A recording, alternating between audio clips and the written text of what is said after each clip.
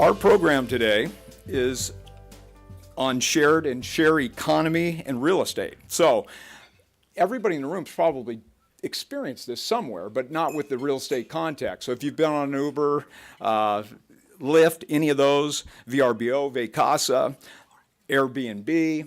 I'm also going to sort of throw in there some of the food stuff, Uber Eats and some of those, but we're in a different world now, and it's very interesting to see how things are changing and where we're going with this stuff. So I'm going to do my best to keep the slides working where I'm going on this stuff and keep talking during this, but we're no longer in a world of single use or single user. I mean, look at the Hydro Flask bottles. We're trying to get rid of the plastic and have multi-use stuff. I see the buildings are all putting these refillable drinking fountains in, which is really a nice thing to see. And I think everybody's getting to be a little bit more green conscious and looking to do things in a different place. I know we're going to address a question a little bit later on, what happens to this whole concept in a downtime, and I think that's a very interesting concept too, because we're certainly flying high right now, and the product is really definitely being impacted. So, panel will be talking about one facet of the shared economy and real estate, and that's the shared office and co-working space. Many of you have heard of WeWork, which provides this office as a service now on a worldwide basis. So it's really changing quickly, and we want to learn. So we've got a great team of people to teach us this today. Our local experts joining us today, we'll have Jordan Menashe, building owner, landlord, developer, investor. Jordan is a Portland native who joined Menashe Properties in 2011, currently serves as CEO. Prior to joining the family business, Jordan studied real estate, finance, international business at the University of Southern California. We've got a couple people in here. Mark, you don't have your other lawyer friends in here either for the, to applaud for that. I'll do that. So I grew up in one of those houses, so I'll applaud to that too. He went to SC International Business and Finance, so real estate finance. So he's using all that, established success and growth in a role at First Property Realty Corporation in Los Angeles, found himself eager to get back to Portland and pursue an expansion of the family business. Since joining Menashe Properties, Jordan has brought a creative and energetic leadership approach to all aspects of the business, from modernization and expanding the company brand, improving building aesthetics and spaces in a creative manner, and strategizing those assets. I think it's really interesting. You got first gen that does this stuff, second gen, you got a different approach on the things, but I can see where you get pulled back in. I've got similar situation, different scale, with a daughter that was in journalism, and actually she's learned all the social media marketing and goes, hey, I need that stuff, come work for me, And so we got to take advantage of those resources. I'm too old to learn this stuff, so you guys are going to take this over and run with it. But Jordan, it's a pleasure to have you there, and we've got his sis here too, I believe, right here up front. Second, we've got Jeff Arthur, developer of Central. CENTRL, a regional provider of co-working spaces. Jeff Arthur is a financier, real estate developer, entrepreneur with unparalleled enthusiasm for business. For 13 plus years, through his own endeavors and affiliated companies, Jeff has been involved with a multitude of real estate development projects, business of a wide range and scale, both on an individual and an institutional level. Jeff has successfully done projects in multifamily, single-family office, and hospitality. Currently, Jeff is co-founder of Central Office, a Portland-based co-working operator, has 7 locations in 3 states, actively pursuing additional properties. He has a BA in finance from University of Arizona, and he was in the dark world of Wall Street for many years. I just sort of jokingly say that. You've heard me comment to the effect that I got to get, Al's trying to keep me online with the slides. Sorry, Al. See, I should have had you doing it. We were talking about getting married earlier, right? And the things, don't learn to multitask. You learn to multitask, you got to do it. It's like learning to use the lawnmower, right? We don't want to do that stuff. So I should have handed you this. So I will get ahead. There's Jeff. I want to add one thing about Jeff that's not up there, because Jeff is a good friend of mine. Jeff is one of the couple of gentlemen that's behind what Joe or somebody in Mary Kay would know as probably the largest single real estate lease in terms of value, for sure in the history of Portland. He's behind the Northwest Natural Gas development at 3rd and Taylor, where he took them out of Old Town and signed them to a 20-year triple net lease. And so a lot of people don't know that, but because he's very quiet. But it's definitely the biggest lease ever done in Portland. Nicely done. Did not know that. Appreciate that. And here's picture Jordan if you want to know what he looks like, since you can't see him sitting here. But anyway, Oi. finally, last but not least, I always said, we should have put her first, the rose amongst the thorns. We've got Emma Holland, a user of co-working spaces and program manager for Thinkful. Emma Holland is a remote software community management and product professional in Portland Technology. Presently, she works as program manager for Thinkful, directing communities and educating education products experiences in Portland, Seattle, and for their online platform. Additionally, she is volunteer event lead with Portland Women in Tech, a mentor for the Portland Incubator Experiment, and a part of the leadership team for Out in Tech, PDX. She has been an active member of Central Office co-working community for 2 years. And, I asked her, I said, what do you like to do for fun? And she says, work is fun. So she's working. I think she's multitasking right now. But anyway, she likes to volunteer also for farm sanctuaries. It's a pretty picture. Nice building. Who owns it? Lauren. Lauren owns it. You will, right? No? You never know, definitely. So, originally I wanted to control this and sort of take the questions out. Our panel has graciously accepted questions from the floor during the presentation. If you've got something that's pertinent, they'll address it. If it's something they're going to address later, they'll probably punt it down the road. But, the idea is if you get out of here with some good information, you learn a little bit, and you also probably are going to learn that you need these guys when you've got serious questions. I'm going to give you little nuggets of knowledge to use, but you've got the sources of information here. Please take advantage of them. So I'm going to start off. We've got a series of slides, questions, and Emma, we're going to start with you. So with your previous experience at WeWork and now as a user at Central, could you describe for us what co-working space is, its amenities and flexibilities, and your thoughts on benefits of the co-working community? Yes, definitely. So, yes, it's not a secret that I used to be a community management professional for WeWork previously in Portland. I currently speak from the experience of Central's user. After leaving WeWork, I became a member of Central Office, which I hid from the community for about a year because I wanted to make sure I could actually get services that were designed for our business needs.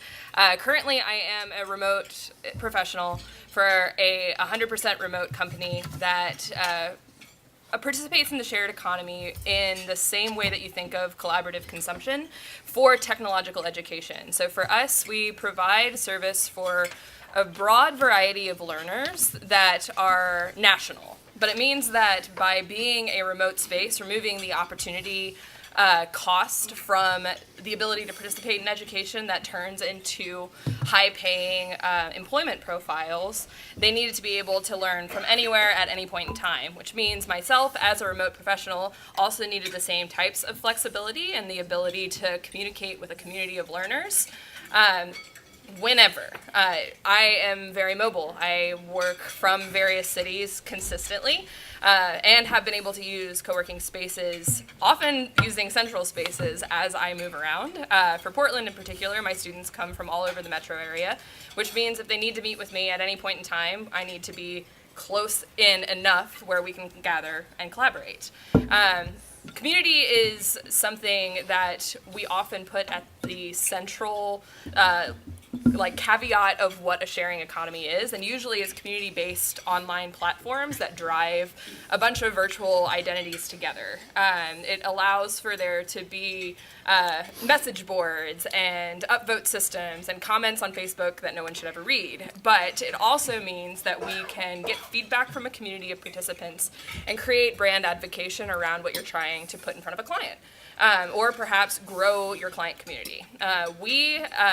As a remote company, we launched in Portland 2 years ago with just me as the only person here. My goal from the head of growth marketing was to bring an in-person community experience to a 100% online remote company. Portland is severely relational, and I'm sure that's not a surprise for most of the people here. A lot of jobs are had by internal referrals. A lot of, I'm sure, leases are signed because someone knows someone who knows someone, and then you're in a meeting together. It's very similar for the software community as well, particularly software education and data science education. What we needed was flexibility, what we needed was community, and what we needed were connections. So I remember sitting down for lunch with Madeline actually and saying, okay, I've got this giant goal. I know there are people here, and I need to start activating a community around other Portlanders. And right then and there, I had an expert in events and communication who'd been working with a collaborative community of professionals be able to bounce ideas off of, just in a truly mentor peer-to-peer type relationship by walking upstairs from my office space. This is someone who works in a completely different environment, a completely different scope than I do as a technology professional, but as someone who curates communities, they could give me a lot of advice as to how I can direct and divide my attention between both software and then the relational, interpersonal aspect of education.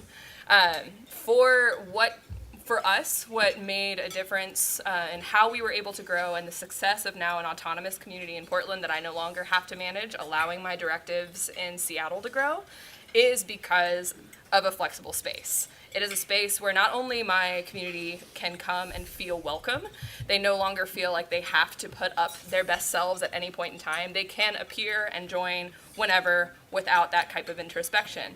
There is no longer the type of homogeny that is very intimidating for people trying to change their careers. They are walking into a space that, yes, both looks professional and, yes, looks like a place that they can study and that they can commune with others and perhaps build their professional network. Just 3 weeks ago, we had another community member who is also a member of Central Office speak to my students about their company, give out business cards, hold webinars, and then teach a class because we met around a bar at happy hour for Cookie Wednesday, I think, that Central does every Wednesday. Cute, small, little touches that have actually encouraged the members to meet one another, to find out that there is a application programming interface professional from Mapbox here, based in Central Office. My students are having to create their own application programming interface capstone requirements. We are able to then have them direct one another to a collaborative space where they can ask questions of an industry professional and get feedback, which then turns usually into job referrals. For me, for my clients, it looks like a space that they can trust immediately, but also leave whenever they feel comfortable. There is no obligation. Thank you. Very complete answer. Anyone else? Comments? Jeff, as per your business model, who's best suited for co-working or flex office? A wide variety of people are best suited for our type of use, anywhere from small businesses to large corporations looking for satellite offices or flexible space while they decide on how big they want to be into a new market. So we get a lot of members that come to us and they're like, we need to be in Portland, but we don't know how big. And so they'll come and they'll start out with 6 and then grow to 10 and 12. We've had several groups grow up to 50 or 60 before they finally moved out. And, so it works well for, all shapes and sizes as well as individuals that are just looking for kind of an additional office. We get also local companies or national companies that have suburban presences that would like to have a space in the urban core for certain teams, for certain projects, or just from a commuting standpoint. The traffic's gotten so bad in the Portland Metro that there's, if you work out in Hillsborough and you live on the east side, depending on what time of day, that can be, 30 minutes or an hour and 30 minutes. So anyone that's looking for a turnkey Class A experience on flexible terms really resonates with our type of space. And that's really evolved over the last 4 or 5 years. I mean, I think 4 or 5 years ago, your typical member was a 1 or 2 person company or an individual that would just needed a kind of a desk to plop down a computer and have kind of a sense of place to start. And now we're seeing larger and larger companies embrace this. I mean, we know of deals in other markets where companies are taking, moving 200 and 300 employees into spaces like Central. So with that comment, you mentioned, you get into this thing, obviously the scalability of business is great. Your cost of a potential problem is nowhere near what it typically would be. What is a typical trigger when somebody decides, okay, hey, we now want out? I mean, if you're talking a space that could accommodate a couple hundred people. So a typical trigger is, a couple things. One, how much self-identity does a company feel like they need to have?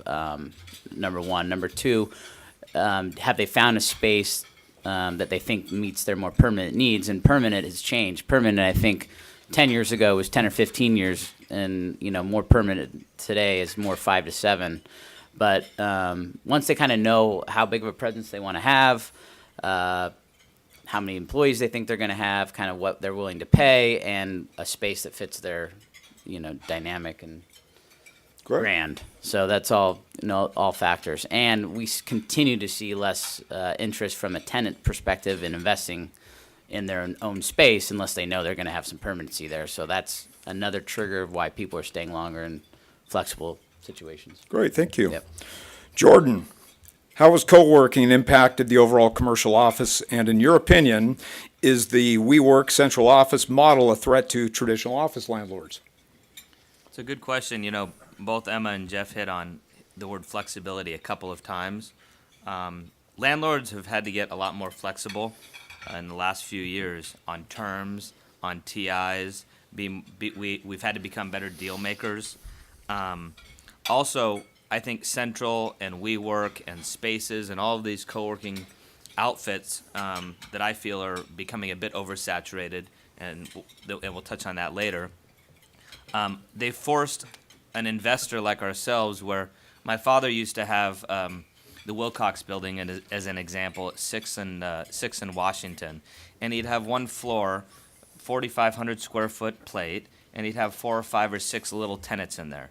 That doesn't work today. So we've been forced to do, whether you have a eighth of a block or a quarter block, or now you're even talking half block, you have to find the larger tenants. You have to get rid of the smaller tenants, because really a lot of them want that flexibility. Combine those spaces, go creative so that you can compete in some way, shape, or form with the Central or a WeWork. You're definitely going to get a higher rate than you used to if you make the spaces creative. But to compete, you can't do it with the small little broken up spaces. You need good floor plates. You need good turnkey tenant improvements, and you have to be willing to be a deal maker, whether it's on rate or term. You're gonna give up something. Thank you. Jeff, how do you see co-working flex office changing the traditional tenant-landlord relationship in the future? Well, I see more and more landlords embracing co-working, shared office, flexible office as a part of their overall portfolio and a part of their buildings. So to me, the office building of the future, if we're going to say it's 100,000 feet for easy math, you could see 25 to 30% of that on flexible terms in some form of a co-working. I think co-working is also helping replace what retail used to do in terms of activating an office building. So as we see soft goods retailers, failing and suffering, and you look around in Portland today, you see a lot of vacancy in the retail sector. And so what's going to get people to work? What's going to make an office building differentiated from another?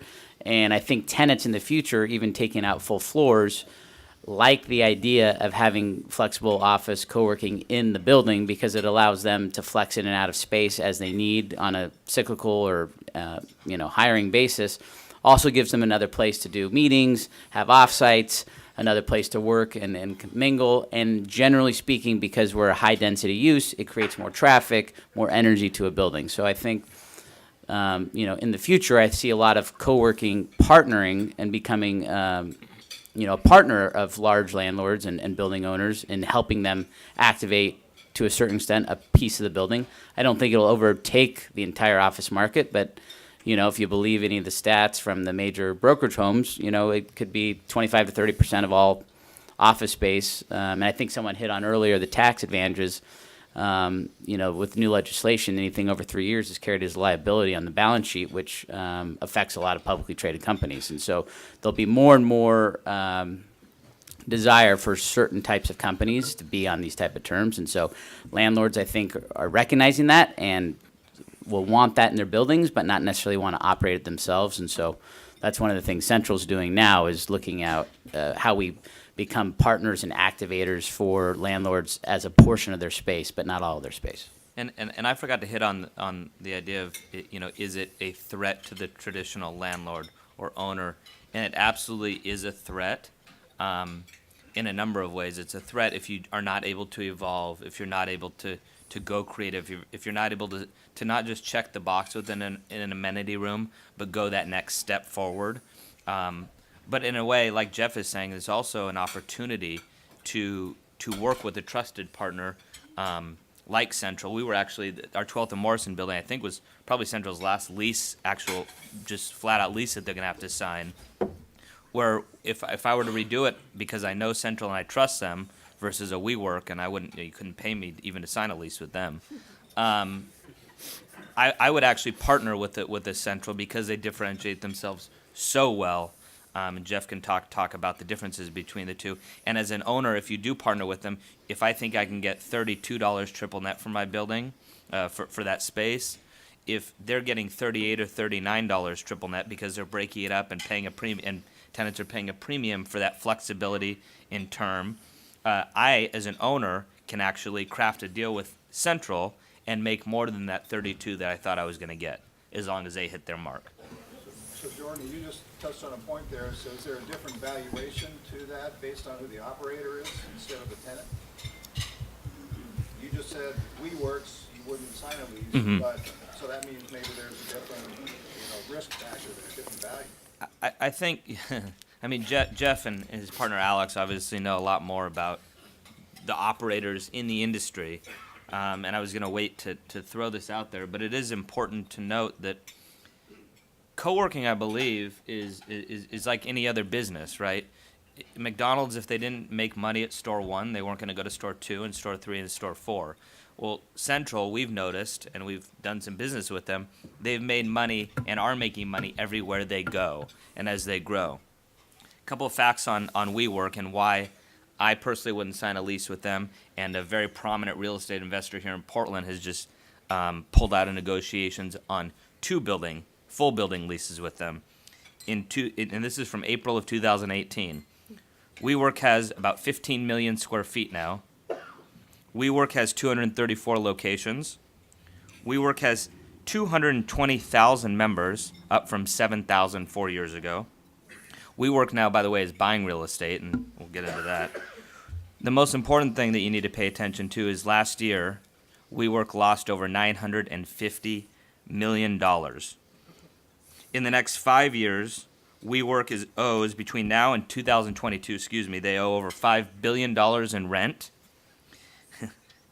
and let's see, and between 2023 and onward, they owe over $14 billion in rent commitment, and they do not put a corporate guarantee on their leases for more than 12 or 15 months. What I'm saying is you better be really careful if you're going to work with a co-working space and pick and choose. Sort of sounds like some of these marketing sessions around the tech bubble 2000 or so. It's like people come in and talk about technology. We don't have to make money. We don't need to make money. Come on. So, Jeff, you made a couple comments. I want to dovetail back. Can you shed a little light on the typical user's lease model, choice service, expand on your offerings, value proposition, tangible, not so visibly tangible? Yeah, I mean, I think so flexible. I mean, first for Central, first and foremost, we only choose what we consider to be A-plus locations in A-plus buildings with A-plus owners. So we're very specific and selective because it's not a technology business. First and foremost, it still is a real estate business. So those three, once we've checked all those 3 boxes, then it's like, well, how do we deliver a better experience than other operators? And we look at this a lot in a similar, it's an early stage of what kind of the hotel models look like. And so if we were comparing ourselves in the hotel world, where WeWork might be a big Hilton or a big Marriott, we're playing in the space of more of a Kimpton. We're a boutique. We're a little bit smaller spaces. Our spaces are under 50,000 feet. Each one is designed with specific intent in mind to be embracing of that neighborhood, that building, that city. the potential constituency in that market. And so we're very discerning about the design and in addition to the design, who we want in the space and what type of people and groups and individuals and companies we're targeting.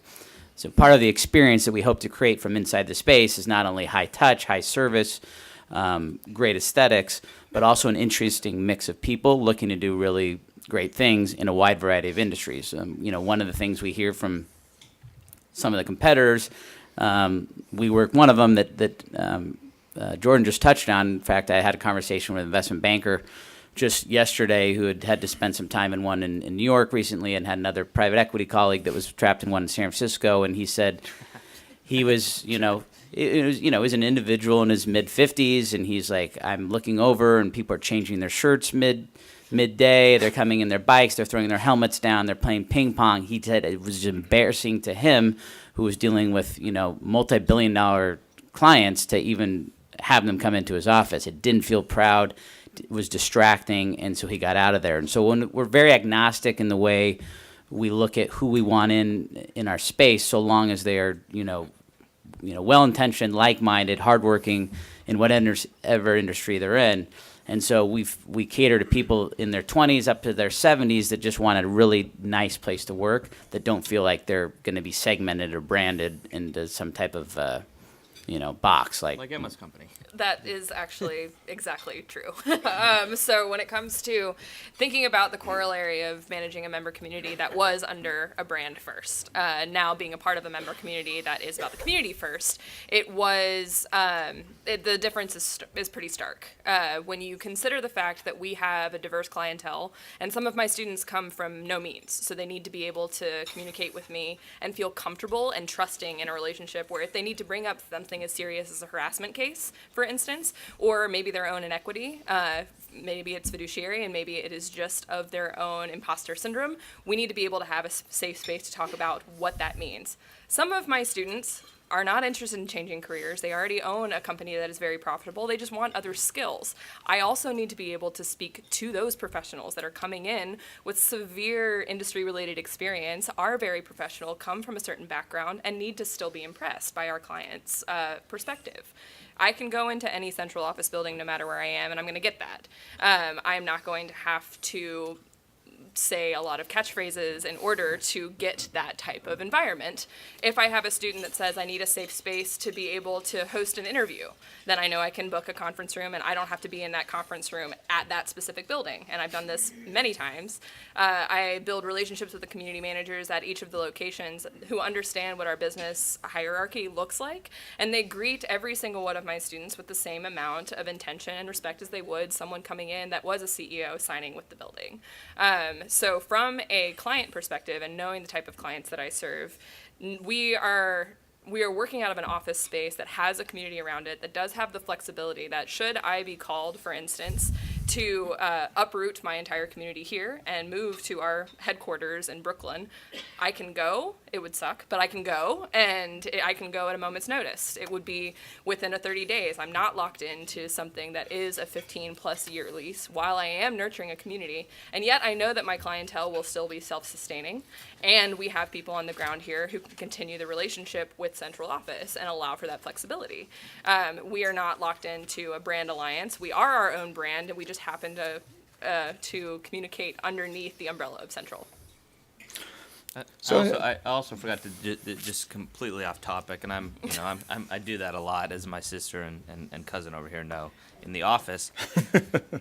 Going back to the threat thing, I think we've seen as Central, even as Central is a tenant in our 12th and Morrison, about 2.5 floors. It's not only a threat to the traditional owner, but again, there's another opportunity because eventually a lot of these companies are going to grow out of Central, or grow out of WeWork or Spaces or Industrious or whatever co-working outfit that they're at, and they're going to need or wish to have a more permanent home. So if you can provide that or have those connections, I think it's almost beneficial to have a good relationship with one or two co-working operators so that they can help feed you or guide tenants in your direction. It's an important thing to note from an investment perspective. Very off topic, sorry. That's all right. I'm going to hit you with something off to act. I'm not going to hit you with something. I was just sitting there listening, and you think about the world today, and you think about people, and commitment to different things, and I can see where, there's such an opportunity here, get people in, give the opportunity, get started, and make things happen. And a lot of great ideas start with very little money, so you give that opportunity.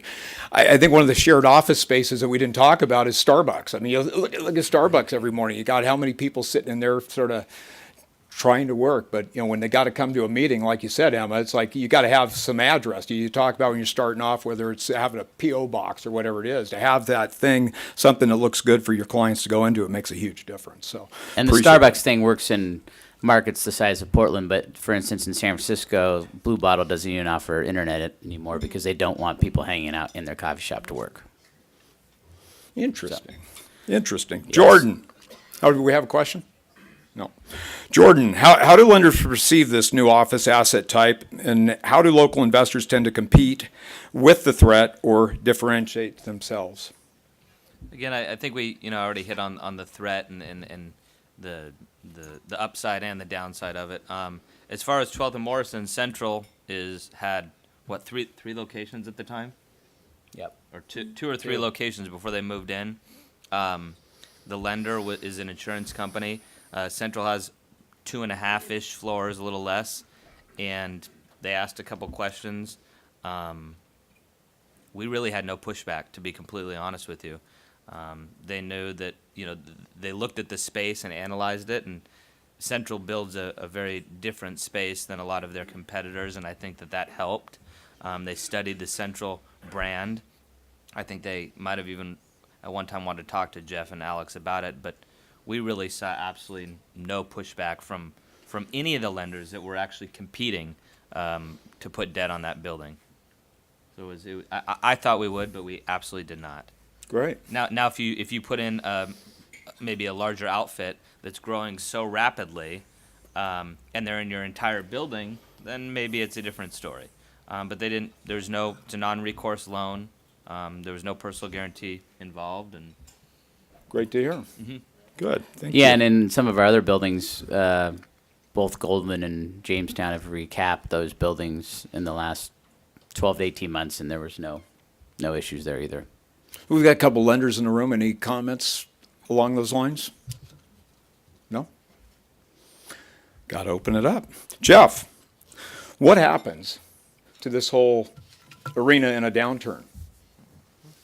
It's an interesting question. I mean, I think we've been in, I'm not even going to say the inning comment because I feel like it's every real estate forum. What inning are we in? But yeah, we've had a long cycle of growth, and I think it's somewhat of a convoluted question. I personally believe it's probably a net benefit to flexible office because I think what happens in bull markets is that tenants, when things are good, they tend to have higher growth expectations and higher plans of growth that they think kind of last in perpetuity. And so people tend to take out bigger space than they may need. They pay more expensive rates than they maybe can afford. And so when people start to see softness in the economy, the general thesis, especially if they're looking for space or they're the potential to renew, is, well, let's try something a little more flexible, shorter term. We don't know what our needs are going to be. And so, a friend of mine that started in this business in Miami in 2010, which was, arguably one of the worst markets in the U.S., thought that it was a net benefit to him going out at that period of time, more so even now, even though Miami's, growth has just been growing like crazy. So I think it'll be specific. I think there'll be some locations that won't do as well as others. Again, I think it comes back to real estate. So if it's an A location in A building, I think they'll do just fine. Might be a net benefit. If you've done a flexible office offering in a more peripheral location, not as desirable, I think there could be some weakness, just commensurate with the overall market. So, well, I can see the flexibility being a tremendous asset. I mean, if I look at my own business right now, we're pinched, we're crammed for space, but it's like, okay, back to your comment of what inning are we in? It's do you go out and gear up and take on a lot more hard costs, something that's fixed cost there, or go into something like you guys have where it's like, okay, we need it now, but maybe we don't need it in 2 years or whatever it is, and instead of having to sign this long-term lease. Michael, you had a question? Yeah, Jeff, question really is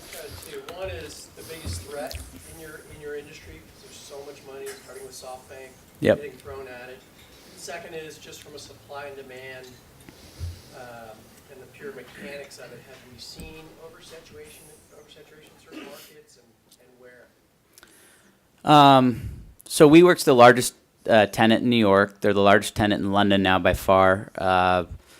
They're full pretty much in both markets right now. I think that we're still, I mean, there are going to be bumps along the road, but I still think the macro growth of people needing flexible space is outpacing the amount of space being delivered in most markets.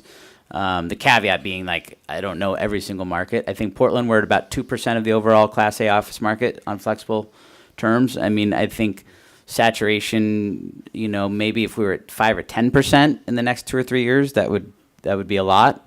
But it's growing at an exponential rate. Yeah, it's growing at an exponential rate. And if you think we're going to be at 25% by 2030, we still have a ways to go.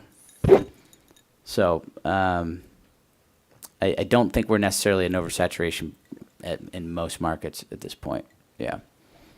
Now, I think what becomes flexible office, just like 3 or 4 years ago, spaces were smaller, individual groups taking space were smaller. I think that will continue to evolve into larger groups, and it'll be, it'll morph into a little bit of a different form. So I think, flexible terms is somewhat of an ambiguous statement. So it's not necessarily everyone crammed into 8, 10-person offices. It could mean that they're taking full floors, but they're turnkey build-outs. They're done on 2-year deals. They're furnished.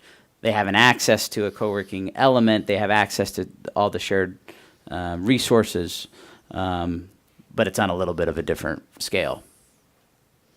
So for the panel, I mean, I'm just thinking, we've got lots of multifamily people in here. We've got the rent control stuff that's come through on the residential side, and so that's impacting VRBO and all that. Is there what's the government's acceptance, or, do they have opinion one way or the other? They like it, don't like it? Are they totally indifferent on this whole concept? The government? Yeah. I don't know of any legislation regulating office rents currently, but you never say never.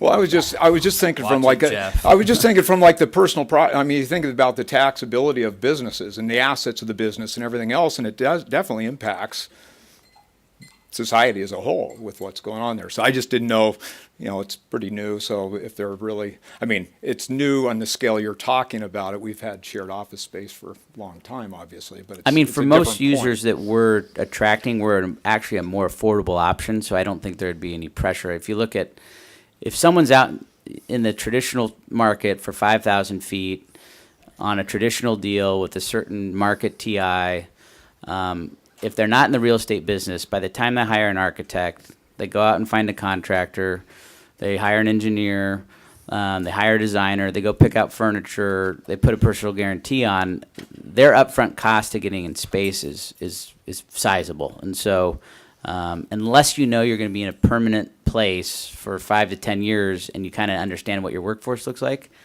in most cases, when you do the math, we're actually a more affordable option. So hopefully that would keep pressure off of any issues. You want people to be successful, right? Yeah. Jeff, why don't you talk about, we've talked about office specifically.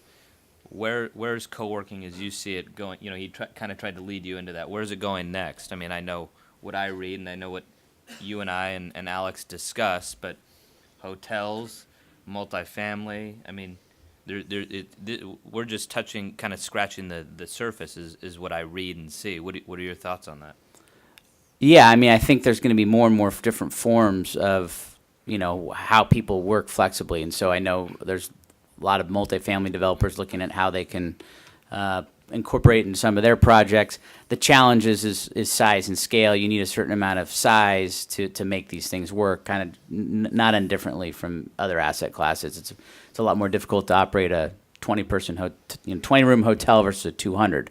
But with technology that may become easier, but it's a lot of the apartment developers, a lot of retail mixed-use developers are still struggling with what to do with a lot of their retail. There's only so many coffee shops and restaurants that you can support or want to take the risk on, and so people are playing around with ideas. And I think, on a macro level, to Jordan's question, I think Central and other operators like ourselves are really working to help become the brand and the operator for spaces of owners in different types of assets. And so, again, going back to the hotel model, it will be owners of apartments or owners of some hotels. I mean, I know of a hotel in Chicago, they're going to try out 40,000 feet. They don't necessarily want to operate it themselves, so they may partner with an operator, but they want to have it as a part of their offering. And when you walk into a major office building even today, we're talking 400,000 square feet and up, they got to figure out how the hell they're going to activate the lobby. The USBT, the bank tower, did an excellent job in their remodel.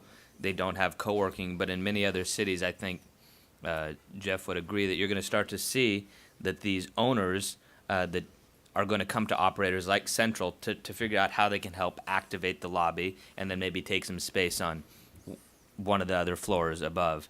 And there should be some reciprocality for that, because Central or whoever that operator might be is going to be adding a lot of value to that landlord when somebody goes in to tour another space. Because when you walk into a lobby, you're walking right into the living room, and it's a first impression that somebody gets of your building, and it's extremely important.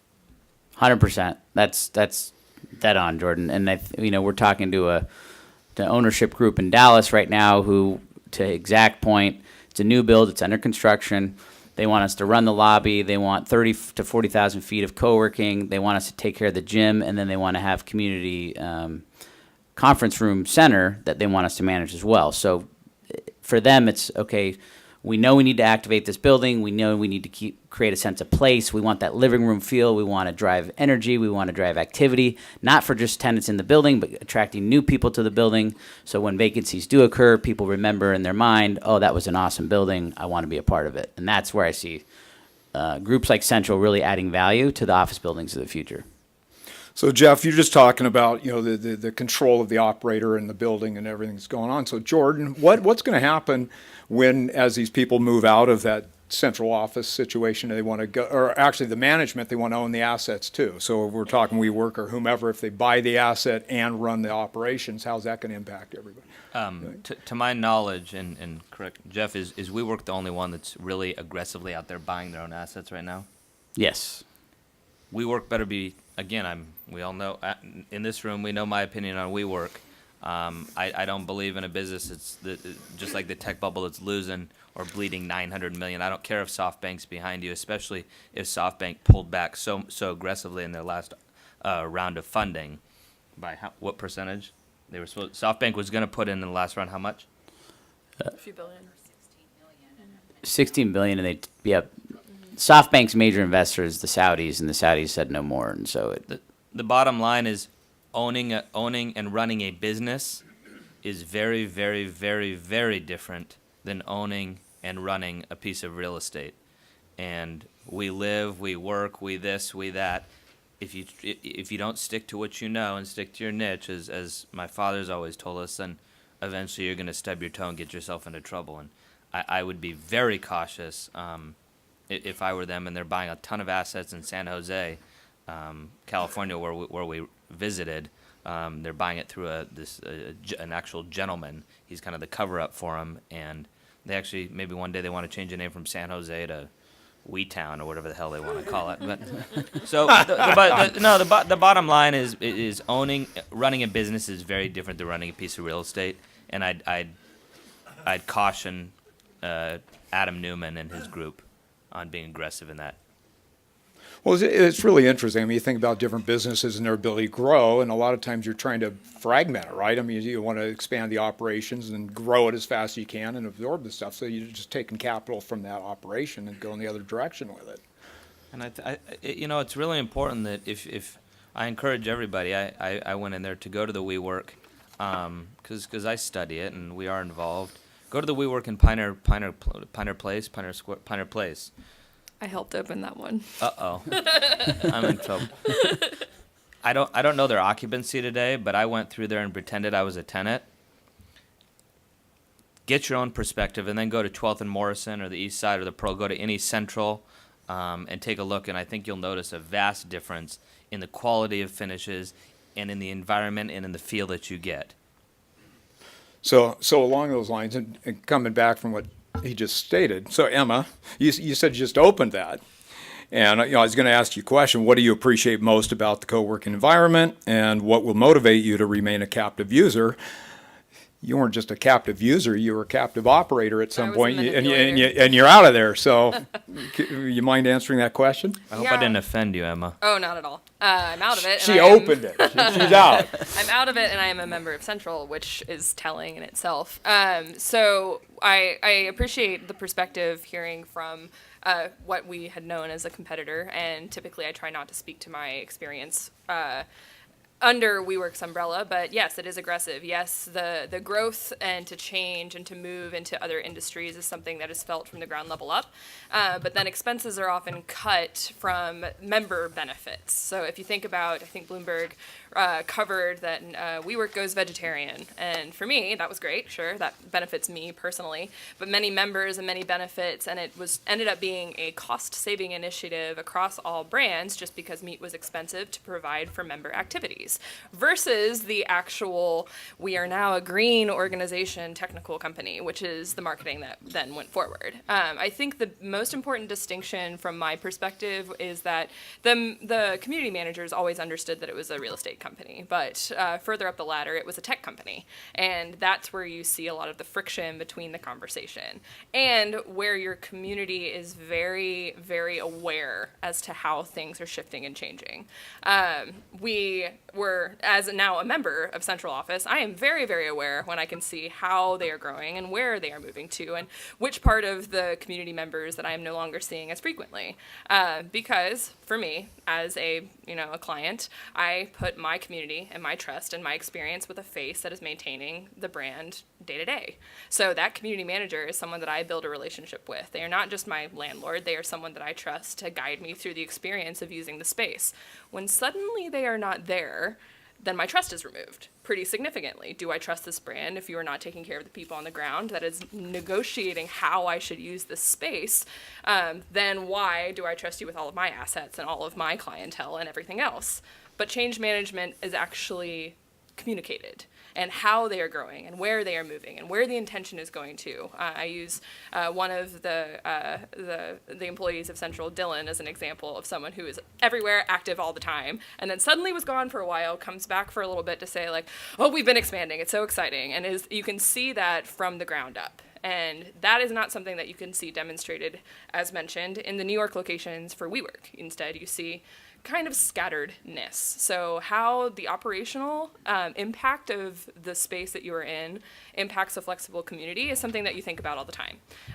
The trust has been there because I understand my team in LA, for instance. I can say, hey, Central's opening down there. You know that we've had a great relationship up here, and now when I'm down that way, I'll be able to visit you. Let's start using this space. What can we do? It's very plug and play, and that's the easiest thing for me as a client, and that's what we look for, particularly as we grow and expand too. Does that help answer the question? Definitely. Look at that beautiful furniture in Central. And no, this is not an infomercial for Central. Starting to sound like that. Well, I sort of look at the concept. You've seen that TV ad where that group of people is sitting there, they put the product together, they put it online, and boom, the thing goes through the roof and the orders. And they don't know how to go forward on it. And I sort of see your flex space and your ability to come in, get started, do things. And a lot of times, a huge order for some small business, in the short term, is a blessing. In the long term, it's the death of the company. So I can see where the flexibility you guys offer can be a very positive thing for companies as they go through their business life. It makes a big difference to have some of that flexibility, to have the assets that you guys have available.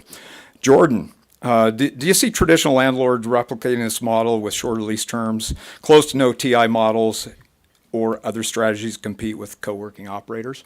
I think it just, again, goes back to that word of flexibility. Traditional owners need to adapt. The ones that do will succeed. The ones that don't, and try to keep these, 400 square foot spaces up to 2,000 are going to see some pain, I think, unless they find that tenant that's 2,500 square feet or whatever size is and needs that 3 or 5 year lease. Traditional landlords, I've already repeated, so I'm repeating this, but they really need to adapt, and they need to create that culture. And you hear a lot, again, we'll just use WeWork and Central as an example, because they're, the big Goliath, whatever they call it, big, small, whatever. Something that'll never go away in real estate, I believe, and I said this on another panel, is customer service. Emma hit on it. I think that customer service is still going to be extremely important to the end user, the tenant, whether they're in a Menashe property, a Harsh property, a Central office, or a WeWork, and that still will remain a differentiating factor as this continues to evolve down the line for many years. Thank you. Thank you. We are actually through our questions. So, that's very unusual. Ran out of property in the back, ran out of questions. Do we have questions from the floor? Ian? What's the smallest footprint that Central would consider? Generally, we're not looking at any spaces under 20,000 feet. Want to come to Salem? It's a market we've looked at before. We're not sure it's mature enough yet, but it could. It depends on the asset and depends on the opportunity. Right. We're in a small market, about 50,000 people. Does it work in a small market like that, or what's kind of the minimum market you see? I think it depends. We have a small satellite office out in Hood River, which is about an hour from Portland. So Very similar to McMinnville. yeah, that works really well for us because it's a great market for a lot of corporate offsites and a lot of day trips for businesses we do a lot of stuff with, like large apparel companies and large tech companies that are suburbanly located that want to do day trips or overnights and have great meeting space. There's also it's a bedroom community to a certain extent of people that are commuting, and then you also have in situ out there. So it was a trial for us, and so far so good. It's 10,000 feet in 2 phases. So we're just finishing up the first phase right now. So I think it depends on the market. It really depends on the market. Lake Oswego will be a litmus test. Yeah, Lake Oswego, a suburban market, attached to a much larger MSA, no problem. Like we're opening 32,000 feet in Lake Oswego in January, downtown. And that will be a partnership with an owner that explicitly wanted shared office, flexible office, not only for their own company, but also for some friends and other people they knew in that vicinity. And it's going to be quite a project, so we're really excited about it. Great. Next. Carson. For traditional owners and operators, with lease durations getting shorter, how does this affect the way that you're going to position your debt loads and capital stack? It's a good question. It's hard for me to answer because my model, I have a good mix of the old school and the new school. My model has and will continue to be to keep our portfolio's debt, even though as our asset base continues to grow rapidly and into other states, very low regardless. I like to keep our debt load, in my mind, below about 40% or right around there.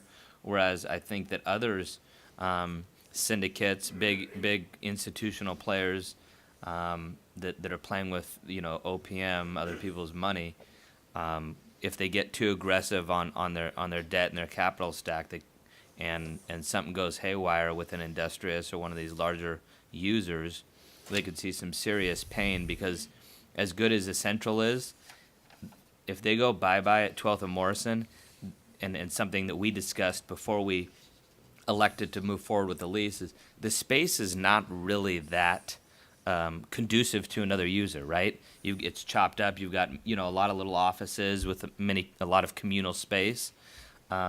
So if you just imagine that on a much larger scale, it could be treacherous for those that have a lot of debt. Thank you. Doug had a question. Doug? So, having had the pleasure of negotiating with Regis, Let's go.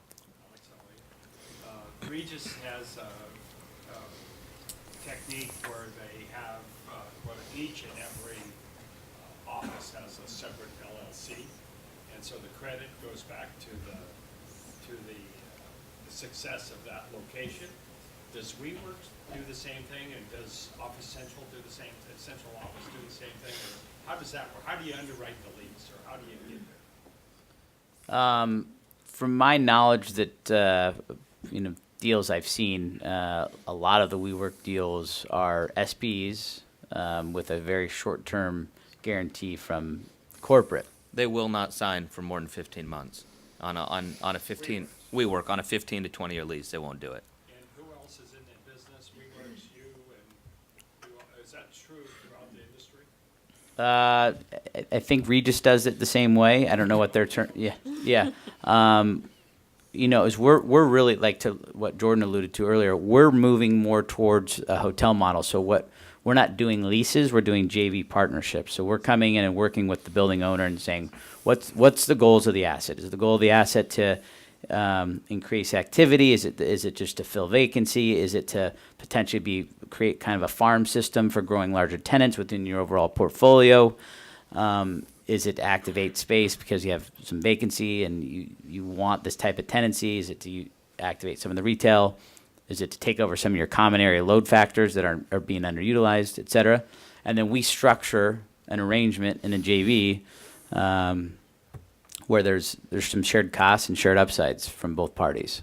And so we're really a partner versus a tenant, which we put in performance clauses similar to that of a hotel, but it alleviates, there's no guarantees or SPs needed for in terms of lease closure. Thank you. Any more? No, I think we're good.